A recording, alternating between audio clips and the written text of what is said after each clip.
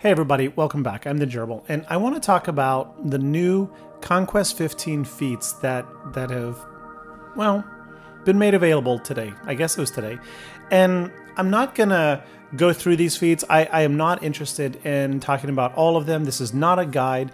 What it is actually a bit of a discussion about, and a bit of an open message, specifically for capital gains and for all of the community, the players, that I have a bit of a concern. Now, I have not fully read all of these and digested it. It'll take some time to do it, but I have a concern, and it comes more from a business model, sustainability model, and understanding of how markets work rather than the specific game itself. So bear with me here, because I think that you're probably going to agree with me. You see, developers want to make money. That's what they want. That's why they make games. Games are made to make money. Sometimes they're made as a hobby or a side project, but not here.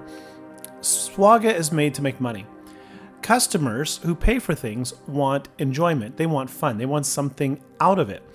And when these two things converge happily in a quality fashion, whereby both everybody playing it is enjoying their experience and the developers continue to invest in it, then everybody's happy, the developers get their money, we get entertainment.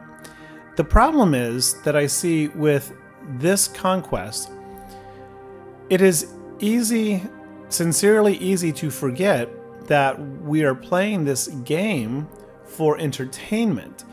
And Conquest is, I think, more so than ever, de-evolved from entertainment into, everybody says a grind.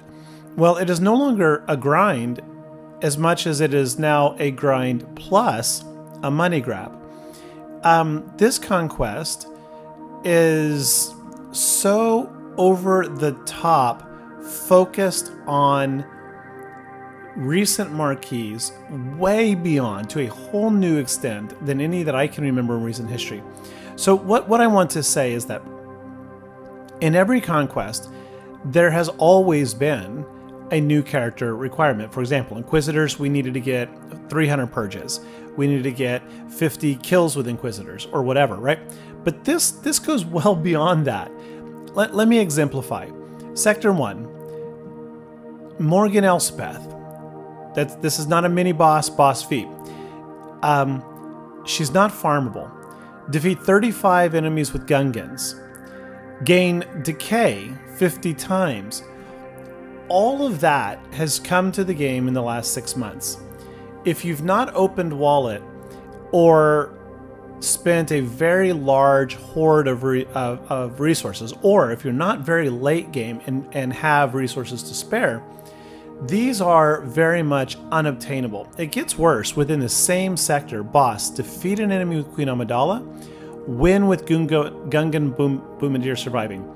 That right there is 5 feats, not key cards, but 5 feats in one sector alone that is 100% dependent on the most recent.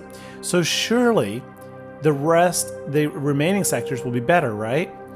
Defeat 35 enemies with Morgan Elspeth. Gain alert 20 times.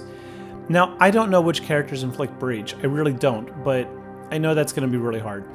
Death Trooper, Peridia, and then Captain Tarpals. Here we have a minimum 4 feats that are dependent on the most recent. Okay, but these are all low key counts, you say. Sectors 1 and 2. Surely it will get better. Sector 3. Gain Retaliate 50 times. If I'm not mistaken, that is specific to the Remnant Squad. I gotta look it up. Mini boss, Captain I almost said Captain Morgan. Yes, win with Captain Morgan. It's not just one recent marquee, you have to do it with both. Win once with Elspeth surviving, win once with Enoch surviving, or in your squad. And then another win with Amidala. So again, 4 different feats. How about Sector 3? Keller and Beck, he's been around a while, but Blight, that's Remnant, right? when with Jar Jar surviving, I really hope you have Jar Jar Binks. Oh my gosh. Dark Trooper Moff Gideon, that's a recent character, but not that recent. Hopefully you have that. But I mean, like, really, this Blight, this is going to be next to impossible for a lot of players. Jar Jar surviving is going to be even less. Again, that's only 3 key cards, but these add up. How about Sector 5? Plague you can get, we're there, but how about this? Defeat 25 enemies with Death Trooper Peridian. Oh dear, that's going to be a challenge. Padawan, hope you're working on your Duel of Fates team. Full squad of Gungans, and win with Luthen Rail surviving, the most recent Conquest character. Yeah, so again, we have 4 feats in this sector that are dependent entirely on the most recent difficult to achieve characters. Now, if we go look at the sector or the global feats, Gungans, they've been around for a while. Master Qui-Gon, Imperial Remnants, that's yeah, there's an older Imperial Remnant squad you can do, but that's a call out still to the newer stuff. So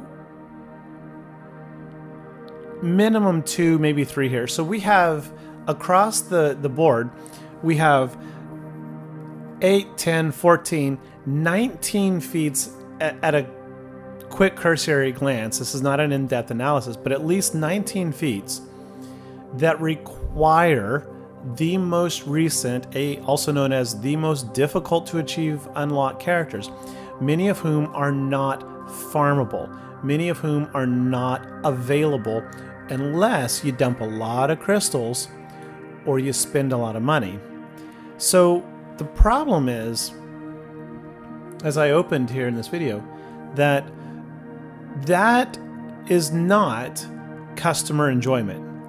In fact, what that is customer disenjoyment. It moves customer satisfaction away from the developers, which reduces profit margin, which causes them to look for more ways to force engagement, which further removes enjoyment by forcing more engagement or forcing more spending.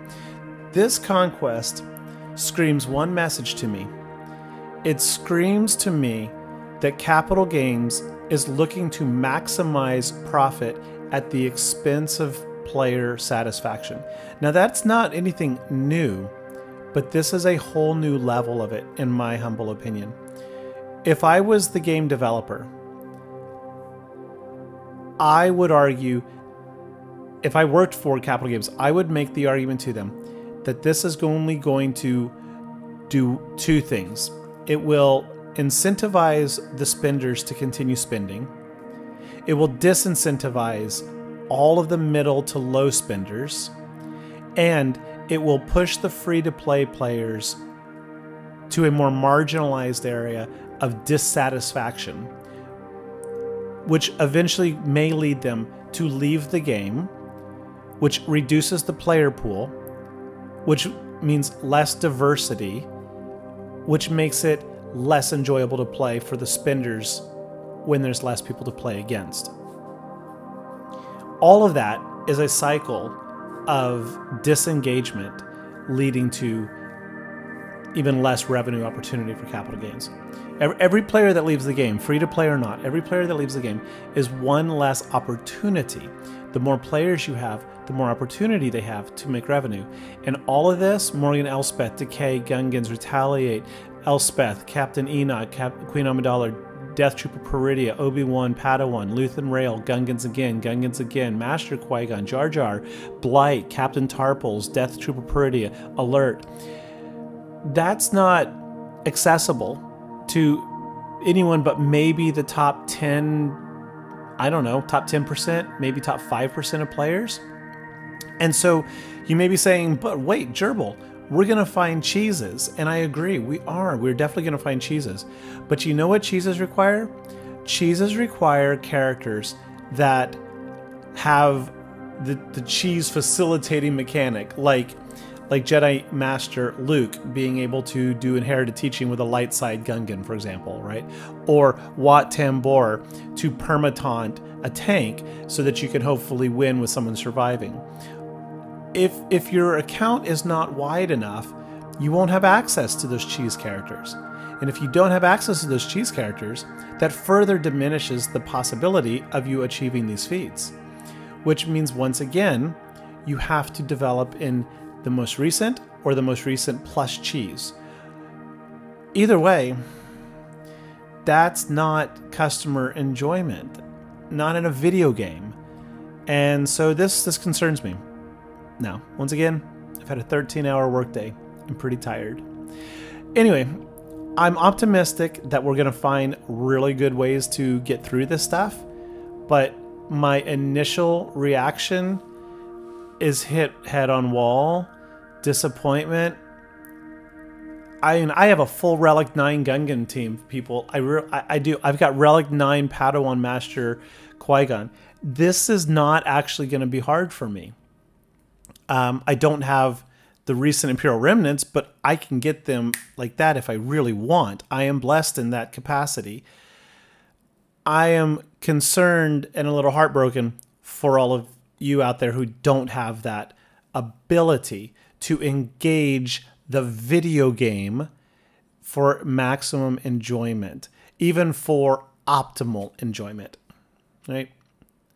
Anyway, folks, if you agree with my message, or if you think I'm wrong, either way, hit that like and subscribe. And if you think I'm wrong, tell me why in the comments.